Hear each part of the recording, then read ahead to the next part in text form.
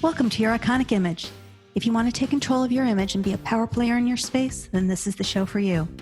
Here we will arm you with tools and information to help you grow your brand on purpose. I'm your host, Marlena Semenza, photographer and visual strategist. Now let's dive into today's episode. Sierra Levesque is a 17-year-old rock artist from Pembroke, Ontario, Canada, and her goal is to help lead the new generation of rock and roll. Sierra is a singer, songwriter, who also plays guitar, piano, bass, and drums. Sierra has already gained notoriety from large media outlets as well as some powerful figures in the rock music industry. She hopes to use her original music to provide a voice for those who feel like outsiders and to relight the flame of rock and roll in society today. Welcome, Sierra. Thank you very much for having me.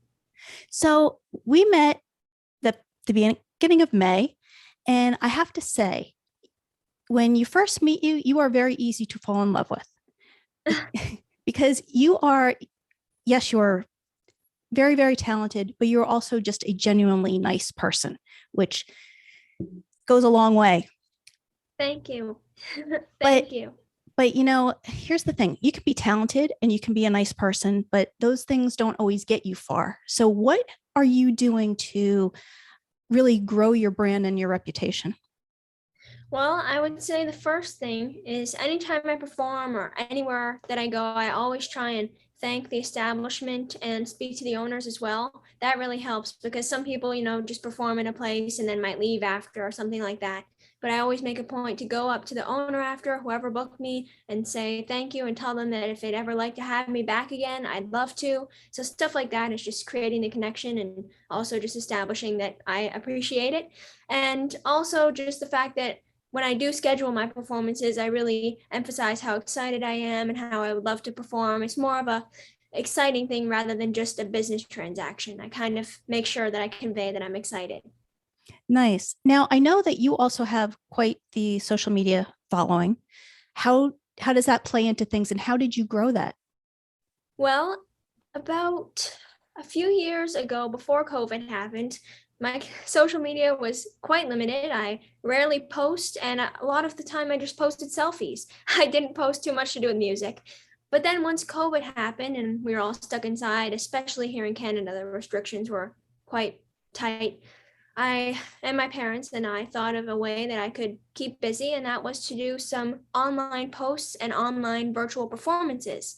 So what I did was in 2020, starting right at the beginning, every Sunday night, I would go live on Facebook and Instagram, and I would perform for about an hour, about 8 to 10 songs. And each week I would ask people for requests, and it would be a combination of covers and original songs. So that in itself helped gain a following, especially from local people who had seen me perform places out, but didn't quite know I had social media.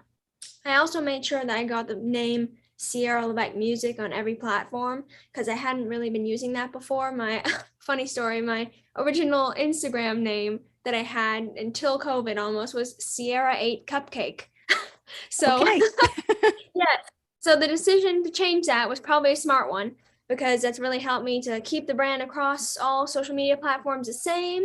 And I also built my own website during COVID. I didn't have one before COVID, so I spent a lot of time building that and connecting it to all the platforms. So I would say it was really a combination of posting a lot, doing the virtual concerts, and also just telling people anywhere I went, hi, I just have an Instagram now, I have Facebook now, I have YouTube, please follow me. So that really helped. So did you know what you were doing with social media originally, or was it kind of feeling your way? Well, at first it was really feeling my way because I hadn't had too much experience. Like I said, I was used to posting selfies, not too many things to do with music. But then I was fortunate to take a Berklee College of Music online course. So these were 12-week courses. I did a few, but the first one I did was rock history. So that didn't give me too much insight into social media. But then after that, I moved into the music business path. And during those courses, I did online music business, online music marketing, and then a new one of music marketing called Modern Music Marketing, Building Your Online Digital Brand. So that was really something that helped. There were lessons throughout the 12 weeks that were solely about Instagram or solely about YouTube. And a lot of the stuff that I learned there, I've taken with me into my everyday use of it. And I think that's a really important thing because I know with most artists, no matter what, whether you're in music or photography or whatever, A lot of us think that, oh, we're just going to do what we do, and we don't really take into account the business aspect of things. And it's really important to know the business aspect of things. Yes. And I know you do a lot of your own booking and things like that. So how has that helped you? Well, in my music marketing classes and music business classes, we had to put together final projects where we would make up a fictional or non-fictional artist, and we had to plan a tour for them. So it had to also be not too fake. It had to be actually places where we could tour ourselves. So my tour that I made up was places all around where I live here in Ontario. And it wasn't as much the places, but the emphasis on how to approach them, what to do in order to make a good relationship with venues and how to promote yourself to possible venues who are looking for music. So that in the music business part really helped me with, having something good that I can send out to multiple places if I want to perform. Because, like I said, before COVID, if I were to try and book myself in certain places, I most likely wouldn't have got in because I didn't have a social media presence. No one really knew what I was doing. They would just have to be at another performance to see it. But now I just go ahead and I send my link to my Instagram and website to them. They can look at all my videos of my past performances and stuff like that. And they can really get a feel of who I am so that they trust that I'll be good if I perform in their establishment. And just to re-emphasize, you're 17 and you've got all this down. Thank you. Yes, I've been working for a long time. I started really pursuing music for real at age 7. So it's been about 10 years now of kind of hustling throughout my local community first, and now I'm really starting to build my branches out further. But yeah, it's been a long process of work, learning, a lot of taking advice and learning from people. So it's been really useful over the past 10 years to really just learn all that I can. Do you just take every opportunity, or do you go out and create your own opportunities, or is it kind of a little bit of both? I would say both, because a lot of the time I'll still get approached by people for opportunities. So usually 95% of the time I'll take it because it's a new place I could perform in, new people, new audience, anything like that. I'll say, "Yep, I'd love to do it." But also, if there's a place where I specifically would like to perform or I think it would help me, that's when I try and create the opportunity for myself and market myself. So, yeah, kind of a mixture of both. I would say the opportunities that people offer to me are more in where I live, kind of around the area, since they already know me. But since people in other places don't know me yet, that's when I usually have to try and create the opportunities for myself. Any place that is your dream to perform? Well, my dream to perform one day is in England, actually, at Wembley Stadium. So right now I'm a little bit far away from that, but hopefully one day I'll be able to create that opportunity for myself somehow. So yes, that's like the big, big goal. But in general, I really am just looking forward to hopefully performing a little bit more throughout the US. I did that a little bit in Los Angeles, had a few things there, and kind of going to a few major cities and trying to set things up in those places are my next goal. Nice. And you alluded to Los Angeles because we met at the first ever women's only rock and roll fantasy camp. Yes. And what would you like to see happen to the rock industry for women?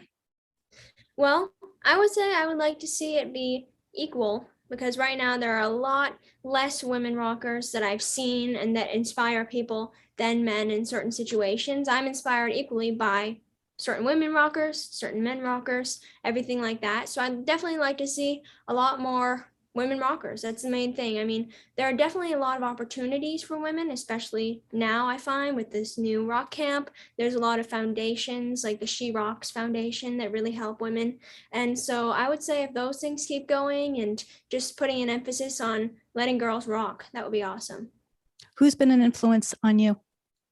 Well, the main female influences have been Ann and Nancy Wilson from Heart. And then I also really like Taylor Momsen from The Pretty Reckless. I really like their music. Also, just the guitar playing of certain people like Lita Ford. I love her guitar playing. I actually have right behind me here this one. You can't see it, but this is a Lita Ford guitar there that I really love. She's been a influence as well as Lizzie Hale. She's been a really big influence on all female guitarists. So stuff like that. I mean, they're the main ones. There's a lot of variety in who I've been inspired by, but those are the main people. I would say Nancy and Ann are at the top, and there's a lot more below them too. And I know that you play multiple instruments. Is guitar your thing of choice? I would say yes. If I can't sing and if I can't write songs, I'd probably go to the guitar second after that. And then after that, it would be piano. It's kind of, piano's a little bit less to transport. So guitar's a little bit easier to just take on your back and go to places. So that's why I think. Yeah.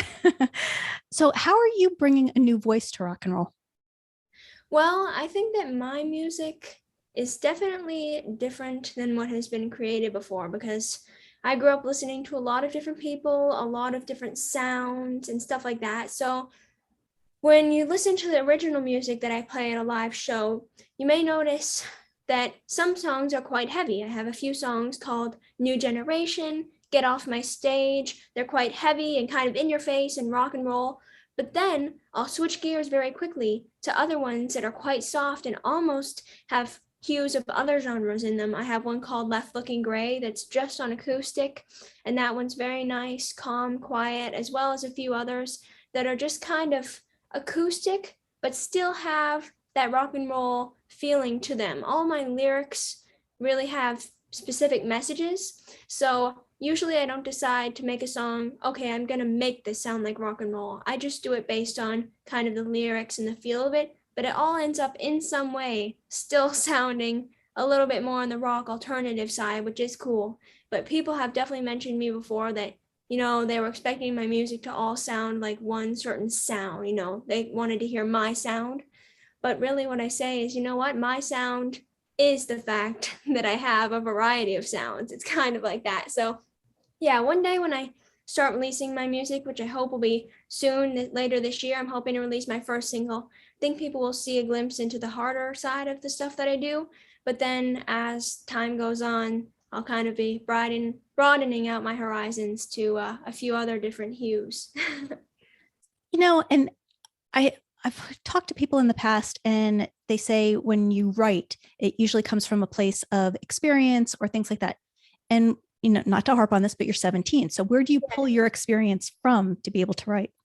Well, a lot of the theme in some of the songs I've written has been experience from feeling a little bit like an outsider, because where I live, especially, a lot of the people like country music and stuff like that. So rock music is definitely not the main thing where I live, which has been a struggle at some points. So when I go to school and stuff like that, and I'm wearing my rock t-shirts, people don't know the bands who are on them. I've had people come up to me where I've been wearing an ABBA shirt and they say, "Who is ABBA?" And it's just like, oh goodness.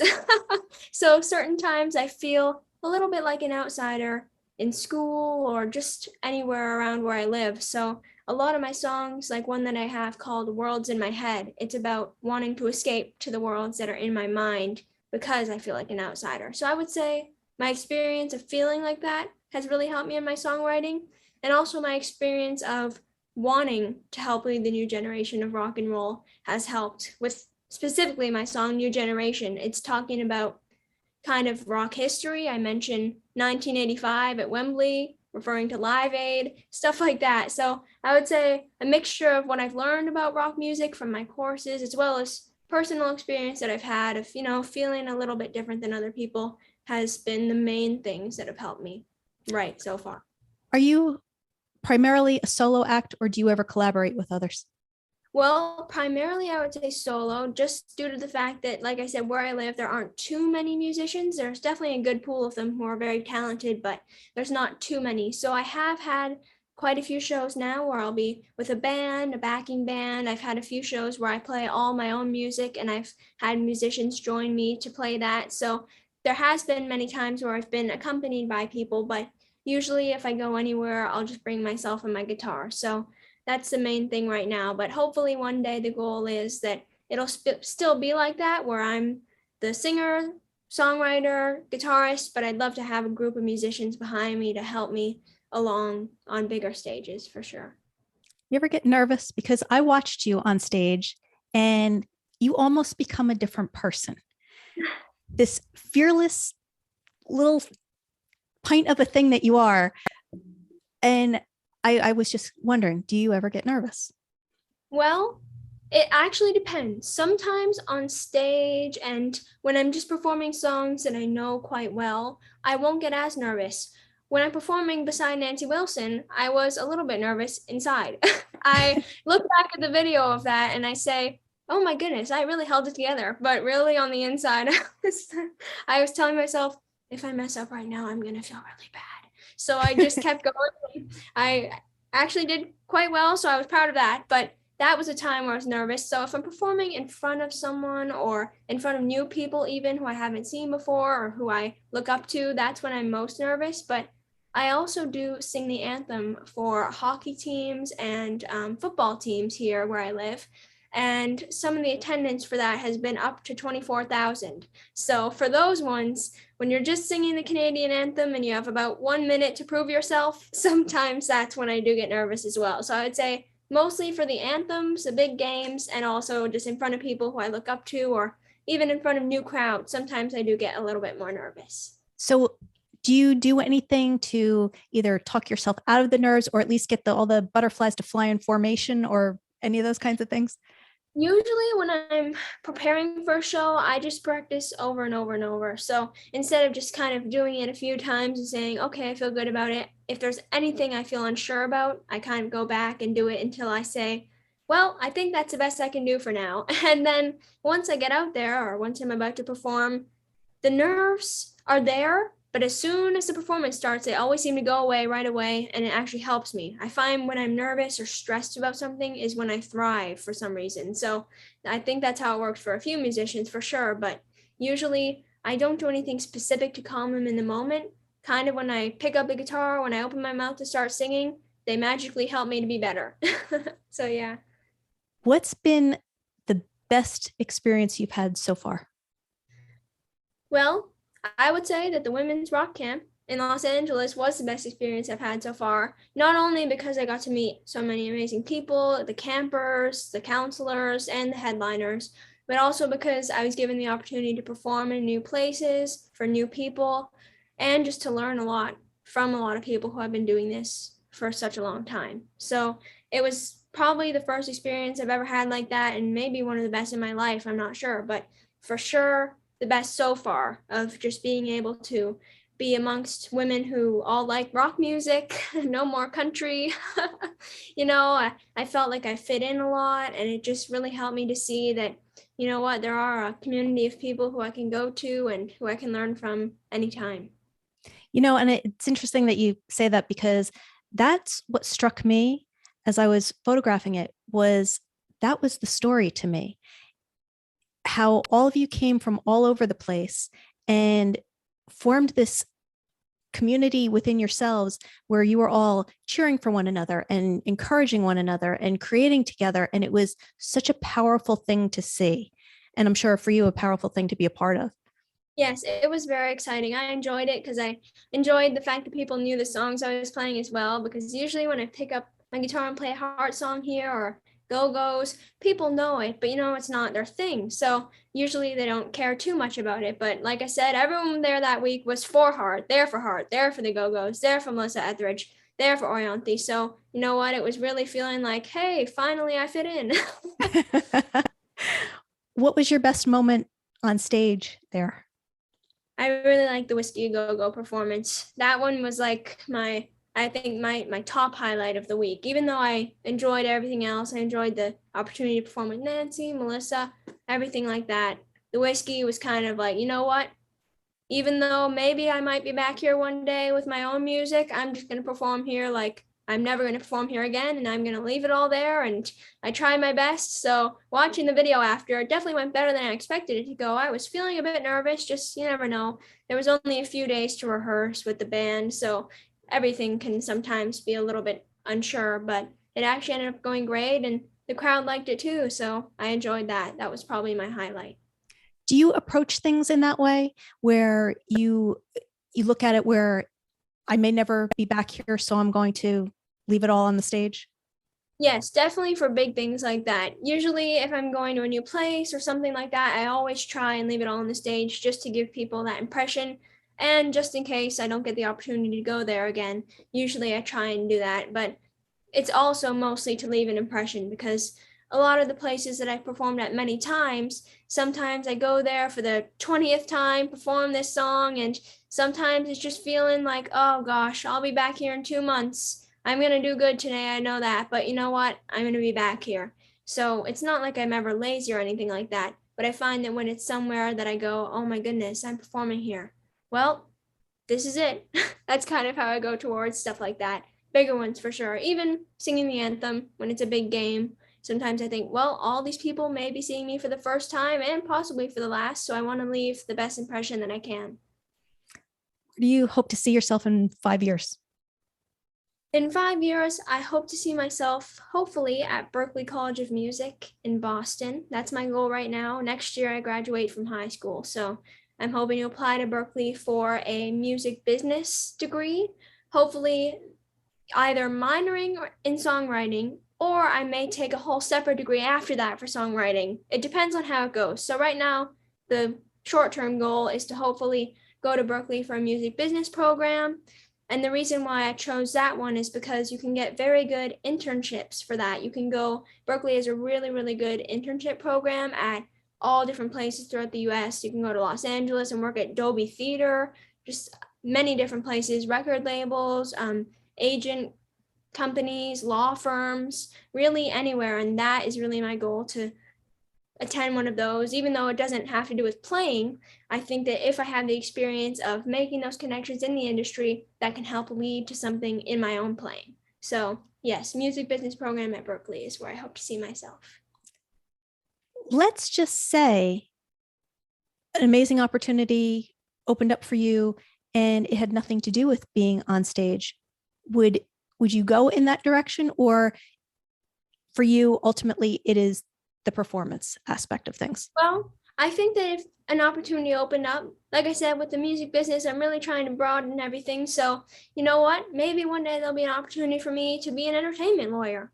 That does interest me. So if that opportunity came up and I said, you know what? I'm going to be an entertainment lawyer, I feel like I would go that way. Even though it doesn't have much to do with actual performing, I would do that, and I would try my best to keep performing alive in my life. I mean, I don't think I'll ever stop performing, even if my profession ends up being something else in the music business. But either way, I know that whatever I do, no matter if it's on stage, backstage, on the side of the stage, behind the singer, on the guitar, working in the music business side in a record label or a lawyer firm, anything like that, I know that what I want to do will be somewhere in the music business, just not 100% sure of what yet. So what do you do to continue to learn and to grow? Well, I do take quite a lot of lessons. I have piano lessons that I take every week, and I'm also learning classical piano. So on top of just writing my own songs on the piano and learning fun rock songs on the piano, I also am a part of a program called the Royal Conservatory of Music. And that's where every year you are in a new grade level. So it's kind of almost like a schooling. Right now, I just finished grade 6 of piano, and it goes up to grade 8 for this. So I'm heading there, almost there. But every year you learn about 5 classical pieces. And then you also work on techniques, so scales on the piano and stuff like that. And you prepare for an examination. So before COVID, the examinations were in person. You would go somewhere, sit down at a piano, and there would be a woman or man sitting there and grading you. But now during COVID, they've opened the opportunity to do it through Zoom. So that's what I've been doing. All I do is I just set up, prepare for about a year for it, work on all my pieces, and go on Zoom, and a woman or man is there, and they grade my pieces. They don't tell you while you're doing it. They just watch and listen. And then they ask you some questions. They ask you to play things. They say, here, I'm going to play this on my piano. I want you to play it back on your piano. So it's kind of like a little test. And finally, after a few weeks, I'm right now waiting on my grade. You get a grade to see how you did. And that ends up giving you a little certificate. And in Canada, depending on what level you get to, then you're able to teach other people that material, because technically you can't teach that material until you have a certain grade level. So I'm doing that. It's more just for fun, but it's also just to add to my resume of things, just because, classical piano, maybe I could use that someday for something, you never know. So that's for piano, what I'm doing to learn. For singing, I have been taking singing lessons as well. I have had quite a few singing teachers who have all been great, but right now I'm working with someone named Pipe Perez. He is a singing teacher based in Florida and Los Angeles. He lives there half the time. And his person who he used to work with recently passed away, and his name was Ron Anderson. And Ron was the vocal coach of Axl Rose, The Weeknd, many people, Ozzy Osbourne, Selena Gomez. If you look up on his website, he's been with just everyone. So Ron sadly passed away this past year, and Pipe took over for him. So Pipe's kind of carrying on the legacy. So Pipe still works with The Weeknd now and stuff like that. So I thought, you know what? He's one of the best people it looks like in the industry right now. It'll be a great opportunity to learn from him. So every week we have virtual lessons, and he's really been helping me with my voice. So that's what I do to continue with that. And finally, for guitar, the third main thing I've been doing, I take virtual lessons with Ron Bumblefoot Thal, who has been with Guns N' Roses. He's been with Art of Anarchy. He's currently with a band called Sons of Apollo. And he does a lot of great production stuff, and he has awesome solo music too. So we do virtual lessons, and yeah, in all three areas, I really just try and work as hard as I can. And I'm also taking a few Berklee courses this summer in Boston for music business so that I can get that experience too. Wow, busy girl. So, yeah. So with all these names that you just rattled off, let's go back to Wembley Stadium. And let's say you're walking on the stage. Who would be your dream to perform with on that stage? Well, oh gosh, that's a great question because it's a hard one. There are so many musicians who I really look up to and who I would love to have the chance to perform with one day.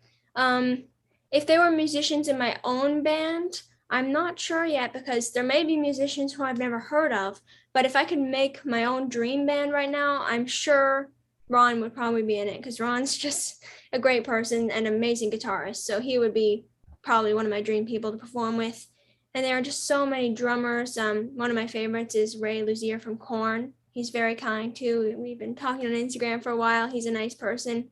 Or Jay Weinberg from Slipknot. Those two are my favorite drummers in rock. So that would be cool. Bass players, there's so many as well. It's definitely a difficult choice.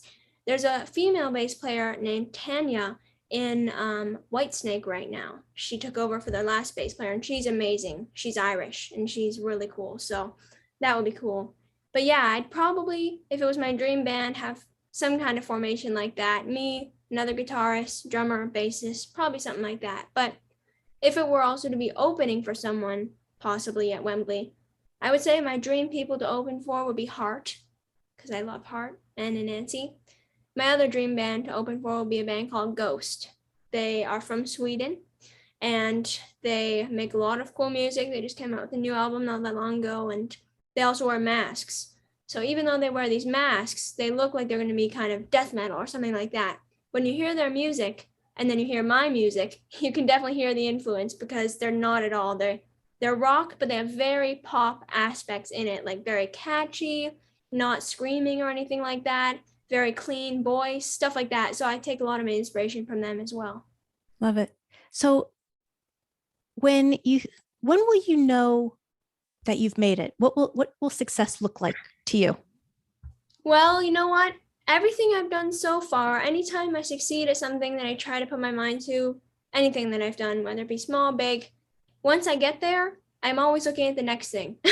So for example, on Instagram, I was really, really looking forward to hitting 10,000 followers. I did it. And now that I've done it, I'm like, okay, great. Now I'm going to try and get myself to 20. So every time I try and reach a goal of mine, it's almost like my brain won't let me be happy about it in some way. It's almost like my brain says, you know what? Here's the next thing you can do. Here's the next thing you can plan. So I do find joy in it, but I don't feel like I'll ever sit down and say, I have success now. I think I'll always be, even until I'm old, I think I may always be looking for the next thing, reaching for the next thing, and working towards the next thing, no matter how big it may be. Well, I will give you this one little piece of advice, though. Along the way, even if you're looking for the next thing, make sure that you enjoy the things that are happening. Yeah, I try my best. I do for sure in the moment. But then right after it's done, for some reason, I always think, well, you know what? That was great, Sierra. Great job. Here we go. This is what we're going to work towards next. So I don't know. I think it's because since I was young, I've always kind of been working towards things. So it might be the fact that I kind of haven't had the time to sit back and just think about what I've done. It's kind of, there's always something that's coming up next. So Yeah. that's pretty much something that I expect to happen for a long time. But you know what? Maybe someday I'll have the chance to sit there and say, I have been successful and I am happy with what I've done, and I'm not sure what I can do next. Maybe that would be a big goal to be able to say that. But I'm sure for the next few years, for sure, I'll be working towards things. Love it. And with that, Sierra, I just have 4 final questions for you. Thank First you. one is, what's the best piece of advice you were ever given? I would say that the best piece of advice I was ever given was from Shep Gordon, Alice Cooper's manager. It was on a online rock fantasy camp masterclass during COVID. You got to ask people questions, whatever you wanted.